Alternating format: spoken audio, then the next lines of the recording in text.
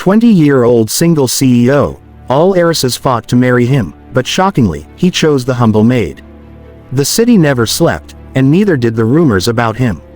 Ethan Blake, 20 years old, heir to the multi-billion-dollar Blake Enterprises, was the name every magazine screamed, every heiress whispered, and every ambitious heart secretly longed for. He was the youngest CEO in the country, commanding boardrooms by day and headlines by night. But behind the tailored suits and expensive watches hid a secret. Ethan had never been in love. Not really. They said he could have anyone, and that was precisely the problem. One late autumn evening, under the golden lights of his high-rise penthouse, Ethan stood staring at the city skyline. Parties, galas, proposals, all blurred into meaningless noise. His assistant had just informed him that yet another billionaire's daughter had sent him an invitation to her private yacht party. He sighed. Love had become a transaction, a merger of hearts disguised as balance sheets. But fate has a way of slipping in quietly, sometimes dressed in the humble uniform of a maid. Amelia Hart had been working at the Blakes' mansion for 3 months. She was 22, quiet and graceful, with soft brown hair always tied neatly beneath her cap. She was not like the others. While most employees whispered about Ethan's wealth, Amelia simply did her work, polishing, cleaning, humming old songs from her small hometown. That's what first caught Ethan's attention. One morning, returning home earlier than expected, he found her struggling to carry a bucket of soapy water up the marble stairs. Without thinking, he rushed forward. The bucket slipped, splashing across his expensive shoes. Amelia gasped, mortified. "Oh my God, Mr. Blake. I'm so sorry," she stammered, kneeling instinctively to wipe them. Ethan laughed softly, a genuine laugh, something he hadn't done in weeks. "It's fine," he said, crouching beside her. "I think my shoes can survive some soap." She looked up, and for the first time, their eyes met, hers wide and flustered, his curious and kind. In that simple moment, something shifted. He didn't yet understand what it was, only that he wanted to see her again. Over the next few weeks, their paths crossed more often. Sometimes deliberately, sometimes by accident. Ethan found excuses to visit the mansion more often than his schedule required. A forgotten file, a check-in on renovations, a casual dinner with his mother. Amelia noticed but said nothing. She had grown up poor, the kind of poor where electricity was a luxury and love was a fairy tale. She didn't believe in miracles, especially ones involving billionaires. But Ethan was different. He asked questions no one ever did. "What's your favorite book? Where did you grow up? Do you like the city?" And she, cautious yet charmed, answered with honesty.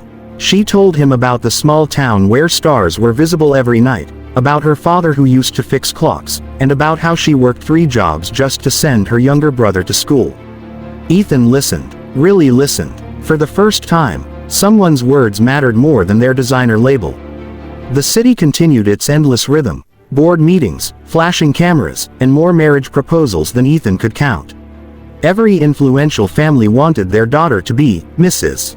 Blake. Lavish dinners were arranged. Alliances whispered in corners. At one gala, Victoria Sterling, a famous model and daughter of a real estate tycoon, cornered him with a charming smile. "Ethan, darling," she purred, her diamond necklace catching the light, "everyone knows you'll have to choose eventually. Why not choose someone who can match your world?" He smiled politely, but his thoughts wandered to Amelia, who was probably cleaning his study that very moment, humming softly to herself. When his father later pressed him about the company's image and strategic marriage, Ethan finally spoke his truth. "I don't want a business deal," he said quietly. "I want someone real." It wasn't easy. The tabloids had already created their narrative. Ethan Blake, the billionaire prince destined to marry high society's elite. So when a blurry photo of him talking to Amelia at the garden balcony leaked, the media exploded. "The CEO and the maid," screamed one headline. "Blake family scandal," shouted another. Reporters camped outside the mansion gates. Amelia's co-workers whispered, some jealous, some cruel. She tried to quit, terrified of the humiliation, but Ethan stopped her.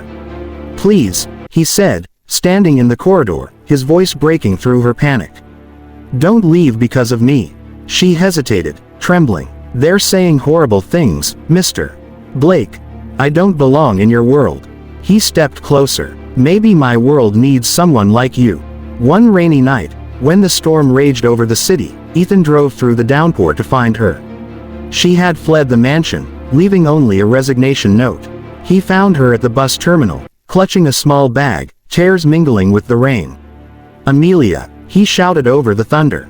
She turned, startled, heart racing. "Ethan, please, this isn't right. I can't be the reason your name gets dragged through the mud." He took her hands, cold and shaking. "You think I care about that?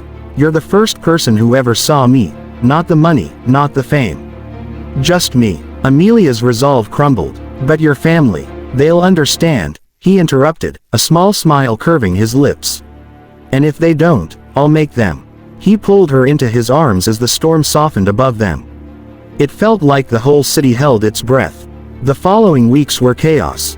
Gossip networks speculated endlessly. Investors panicked. But Ethan didn't waver. He introduced Amelia to his board of directors, to his mother, to the world, not as an employee, but as the woman he loved. His mother, Eleanor Blake, was the hardest to convince. But when she saw the way Ethan looked at Amelia, the sincerity, the peace, she smiled faintly and said, "Your father would have been proud. Love him like your own heart, Amelia." Amelia nodded, tears glistening. Months passed. Blake Enterprises flourished under Ethan's leadership, not because of his business deals but because he finally worked with purpose. Happiness had changed him. And Amelia, no longer the maid, found herself running a new charity arm of the company, helping girls from underprivileged backgrounds find jobs and education. The same media that once mocked them now called them the modern fairytale couple. Their wedding was small, in the same garden where they first talked. White roses, soft music, and the city skyline glowing in the background. When Ethan saw her walking down the aisle, his heart stuttered. She wasn't the billionaire's choice, she was his heart's choice. When she reached him, he whispered, "You still sure about marrying the guy with the soap-stained shoes?" Amelia laughed through happy tears. "Only if he promises to always help me carry the buckets." As they exchanged vows, cameras flashed in the distance, but this time, neither cared. The world could watch all it wanted. Love had already won. Closing hook paragraph with subscriber request. And so, the 20-year-old CEO who could have had anyone chose the one who never tried to impress him, the humble maid who made him feel human again. Sometimes, love isn't found in diamonds or designer gowns, but in the quiet warmth of someone who sees your soul. If you believe real love can cross every boundary, subscribe now, because the next story might just change your heart too.